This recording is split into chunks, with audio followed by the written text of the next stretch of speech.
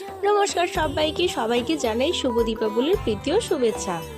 তো আমরা সবাই গিয়েছিলাম পাড়ার কালী মায়ের পুজো মণ্ডপে। আর সেখানে গিয়ে দেখি কিছু দোকানও বসেছিল মেলার মতো। মণ্ডপে মায়ের মূর্তি দেখে আমরা চলে যাই আরেকটি পাশের মণ্ডপে। আমাদের এখানে না পাশাপাশি অনেক জায়গাতেই পুজো হয় কালী মায়ের, আর এখানেও বেশ কয়েকটি খেলনার দোকান বসেছে। তারপর আমরা সবাই ঘোরাঘুরি করে একটু ফুচকা খেয়ে কালী মায়ের কাছে চলে যাই।